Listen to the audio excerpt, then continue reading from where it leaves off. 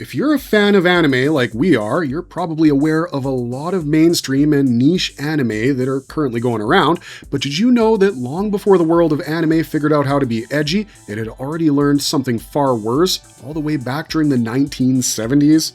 They realized they could just traumatize an audience without ever warning them that the story was about to turn cruel. Long before horror and dark anime like Akira, Berserk, or Evangelion even came to be, the anime industry was already showing us really sensitive and dark topics like demon possession, nuclear wastelands, wars where the heroes don't get the chance to go home, children dying from poverty, and revenge stories that would not only enrage you, but make you cry your eyes out.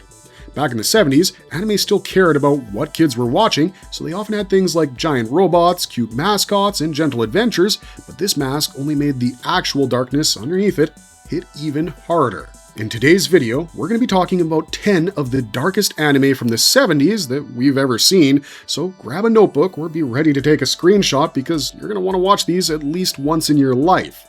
So, without any further ado, let's get right into it.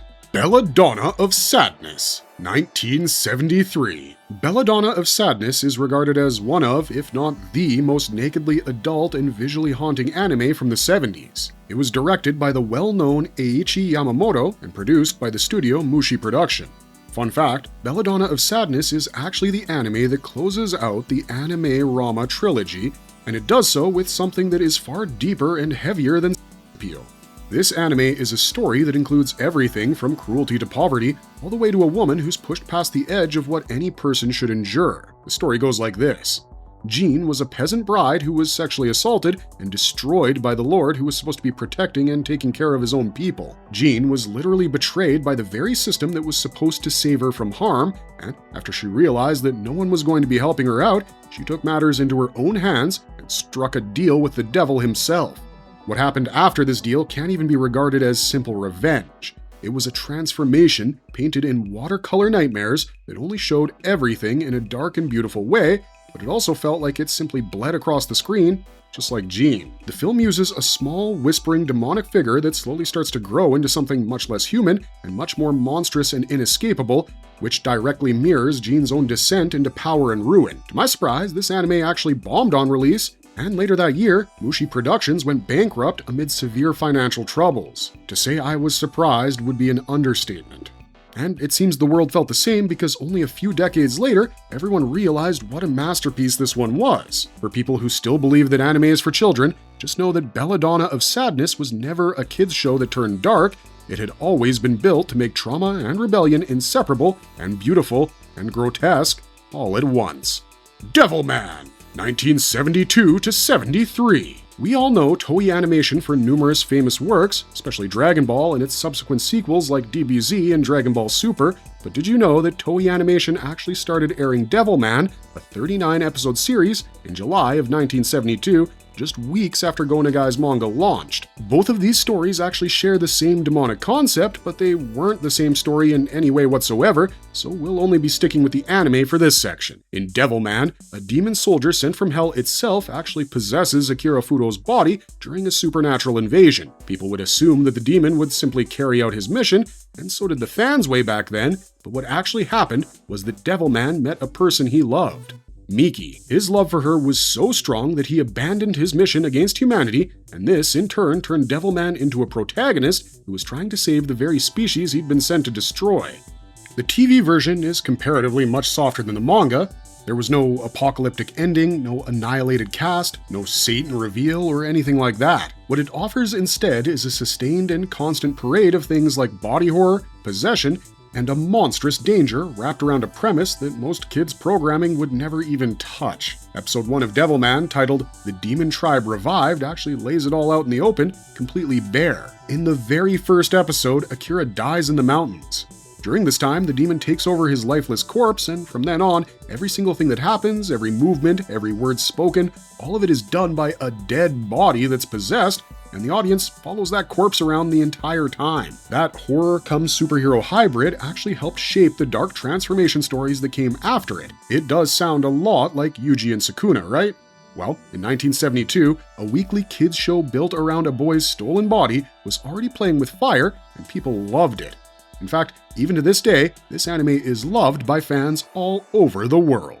Invincible Superman Zambot 3, 1977 to 78. Before Yoshiyuki Tomino ever became famous for Gundam's anti-war mecha tragedy, he made Invincible Superman Zambot 3. This is a 1977 Sunrise Super Robot series, and if you ask me, it's one of the earliest, clearest signs of the style that would define his career completely. This style is made up of heroes who save the world, and the world hates them for it. In this anime, the Jin family actually descends from alien refugees who came to Earth seeking shelter, and they're the ones who are able to pilot the robot Zambot 3 against the invading Gaizok, who want to destroy everything. Now, if this were a normal robot mecha anime, these characters would have been loved by everyone around the world, but this anime pulls viewers away from the fantasy land and brings them to the real world. In the world of Zambot 3, after each battle the Zambot 3 fights to save people, the leftover disaster and chaos makes the civilians hate them more and more. If it was just hatred, that might be understandable, but the people also fear them, and this fear is the true darkness of the anime. Add in some suicide attacks, mass destruction, and characters who don't survive the season, and heroism stops feeling like it even matters. Instead, it starts to feel isolating. A pretty clear example of this is the Human Bomb storyline, where the Gaizok actually managed to capture civilians and turn them into living explosives. In normal anime, the hero would find a way to defuse the bomb and defeat the enemy, but here, the Jin family has to face these innocent civilians who have been weaponized, and this makes the show go from 90 to 100 real quick, because the war ends up not staying contained between battle machines. This anime is not yet Ideon-level devastation, but we can talk about that later, as that's a 1980s story for another list. But Zambot 3 is where Tomino began to strip the comfort out of giant robots and made the viewers ask questions like, what actually happens when the people you save decide you are the disaster? Space Battleship Yamato, 1974 to 75. Back when the world didn't really care about animated stuff as much, this anime made sure that an entire generation knew and learned to take animated war seriously, and what better way to do that than to show a world that's already lost the battle. This anime was known internationally as Star Blazers, and it began in the year 2199 when Earth was bombarded by the Gamillas with radioactive asteroid weapons. The situation is so dire that the remaining survivors actually have to live underground while the surface slowly rots away. In order to survive, the survivors turn the World War II battleship, the Yamato, into a starship, and it's sent on a mission that's considered near impossible by many. Its objective is to reach Iskandar before radiation rots away whatever's left of it. This isn't an adventure chosen for excitement, it's a mission built from desperation, crewed by volunteers many expect to never return. The reason I call this entire series dark should be pretty self-explanatory, and the premise itself makes it gut-wrenching to watch or even imagine. The reason this anime works so well is that there's no random battle that's shown as proof. The entire show begins literally after the apocalypse has already started, and the one-year timer that's always there in every episode makes even the biggest victories feel just temporary in comparison. Yamato is one anime that treated loss with more gravity than adventure animation of its time usually dared to. It created this unique imagery of a poisoned Earth and a crew fighting against a ticking clock in such a powerful and graceful way that it helped prove television anime could carry real sci-fi stakes. Of course, this anime isn't just dark through and through, it's also hopeful at times, and it has its moments when it is extremely heroic, and all of it runs on hope. Unfortunately for them, most of this aspect of hope only runs on time, because if the timer runs out, all of it would have been for nothing. Mobile Suit Gundam, 1979 to 80. Till this point, most robot shows were lighthearted hero versus villain stories, but the original Mobile Suit Gundam changed what a giant robot show could be forever. This anime was created by the famous Yoshiyuki Tomino for Sunrise, and it premiered in 1979. The anime had exactly 43 episodes, and it starts with Amuro Rei, who's nothing more than an ordinary civilian teenager when the war reaches the Side 7 colony. With no other options, he's forced into the cockpit of the RX-78-2 Gundam, and the white base he serves on becomes as much a refugee ship as a warship. This anime is regarded as one of the darker anime out there because it refuses to show war as something clean and instantly finished. It shows how civilian lives are cost, how children are unwillingly pulled into combat zones, places they're never meant to see, and it shows how both sides commit crimes and atrocities against each other, and how none of it ever resets by the next episode. It makes the trauma linger for the entirety of its run. The opening attack on Side 7 is honestly the best example I can give without spoiling the show, because Amuro wasn't chosen for some noble destiny, He was just a scared kid who had to be shoved into a Gundam's cockpit because the adults around him and the systems that were meant to protect him had already failed. Numerous scholars have read this and interpreted it as an anti-war work that has been shaped by Japan's own memory of militarism, though it refuses to correspond to just one singular event. It's like the creator took all the aspects of war from different battles and accumulated them together to create this masterpiece. If you ask me what it teaches mainstream viewers, I think it's simple. Even a robot show could be about the people left behind once the battle ends.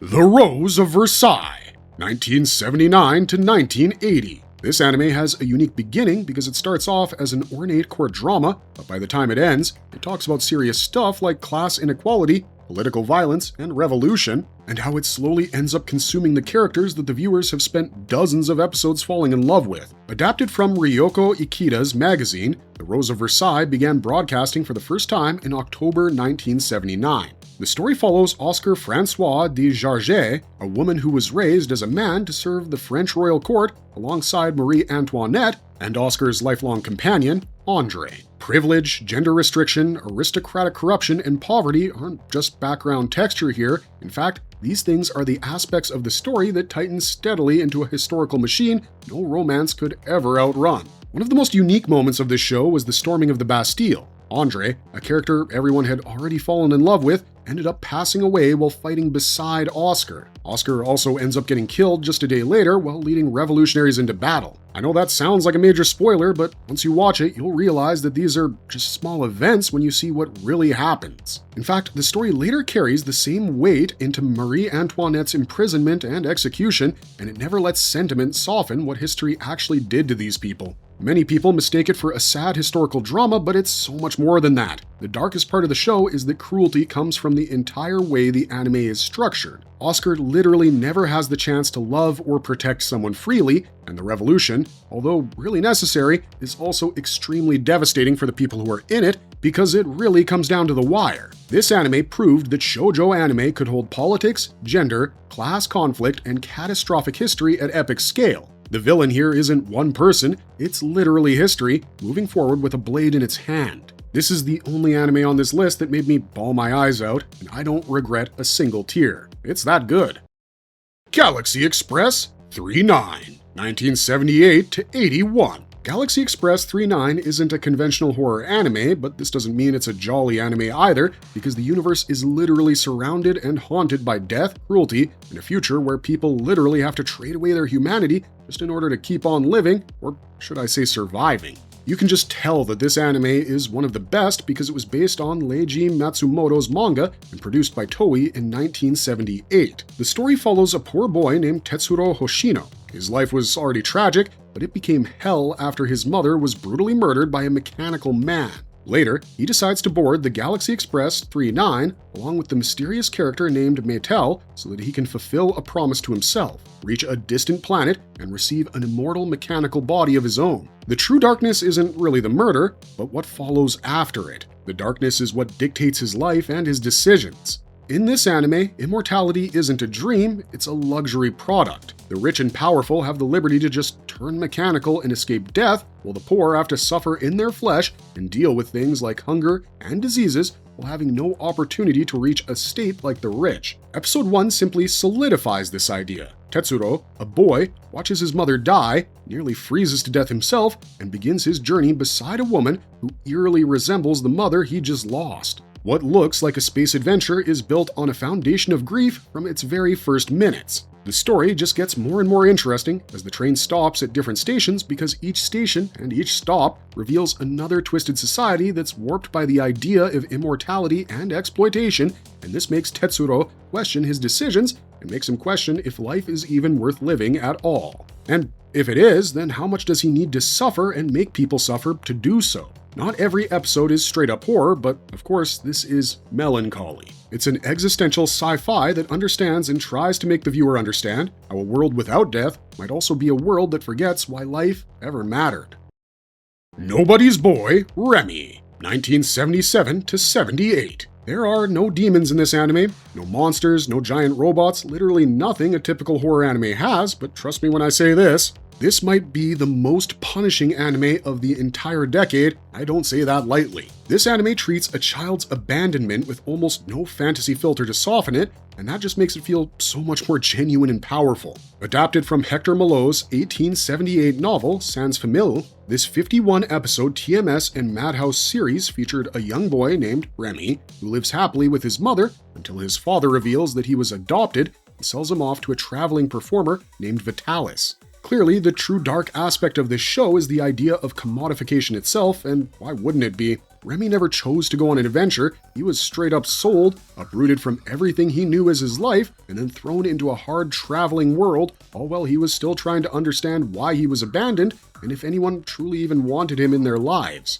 The opening, where he's separated, says volumes about a boy, his connections, and the feeling of betrayal and confusion. That single act of being handed over sets the tone for a long pattern of hunger, exposure, loss, and the deaths of companions along the way, without needing to spoil every hardship still ahead. This anime doesn't just bring in misery, as Remy does find friendship and resilience, but the fact that a literal child had to go through so much, so many things even adults break down from, makes this anime hit so hard, even decades later. Anime News Network once called it an exercise in child suffering and pathos, while also naming it a historically important series. The demon inside Remy isn't a literal demon, it's the seed of questioning and the feeling of desertion coming together and creating something sad and heavy. Ringing Bell, 1978. When I first watched this one, I thought it would be a harmless animal cartoon for children.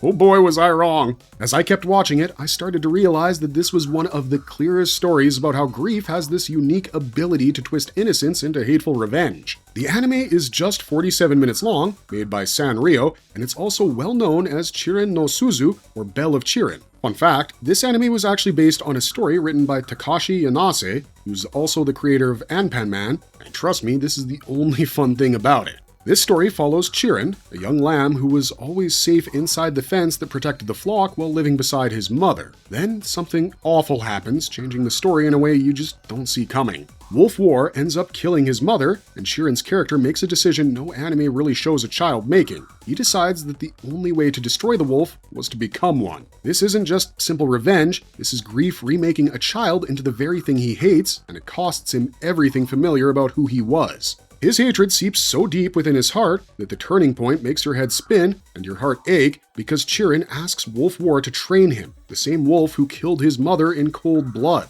This twist literally flipped the premise upside down because the orphaned lamb doesn't run from the predator this time, he sticks around and tries to become a predator himself. He begs to be reshaped into something he would never have dreamed of becoming before his mother's death. Sanrio built its name on gentle mascots, which makes this sudden violent turn feel even harsher by contrast, and this carries on to the critics who still point to its bleak anti-revenge message. But one thing people often overlook because of the premise is that it shows us, no matter what, there's no real victory here, and slowly lets us understand how scary it is when revenge fully consumes a person, turning them into something they once hated or feared. The Adventures of Gamba, 1975. The last one on today's list is The Adventures of Gamba. Now, let's be honest, when you hear this name, you think of a heroic story with a happy ending, right? Well, this is definitely the most bleak entry on this entire list, and the villain alone earns this spot for the anime. The 1975 Nippon TV series, directed by Osamu Dezaki and based on Atsuo Saito's novel, follows Gamba and his trusty friends sailing to help a mouse community terrorized on Noroi Island. The story starts off like any other friendship adventure, but soon a reveal is made by the mice that Noroi, a white weasel, has already massacred a huge chunk of the colony, and the rest are ruled and controlled by him solely on the basis of fear. By the time our heroes reach the island, almost nothing of it is left. Every single aspect of a community is broken down and has been turned into what I can best describe as a dictatorship. And then the confrontation begins. Noroi is not a goofy villain who reveals all his plans the second they meet. He's quiet, patient, and often framed as something the mice may not survive. The reason we wanted to talk about this one very last is that it just proves that even a mid-70s children's adventure is more than capable of delivering horror in so many different ways. Noroi doesn't need to transform into a monster, he already is one and has been from the very beginning while hiding inside a children's cartoon. There's still a lot of people out there that think that anime is specifically for children, and although there definitely is anime targeted towards children and young adults on the surface, a lot of anime is capable of conveying deep and meaningful, sometimes even dark, truthful messages that have the power to shape a person's mind. I mean, just take a look at Jujutsu Kaisen and Attack on Titan for mainstream examples. That's all we got for you today though, so if you enjoyed this video, let us know in the comment section down below which of these anime impacted you the most, because for me, A Silent Voice still stands at number 1. And, while you're down there, don't forget to hit the like button and subscribe button if you want to see more videos like this. Otherwise, thanks for watching, stay safe out there, and we'll see you next time.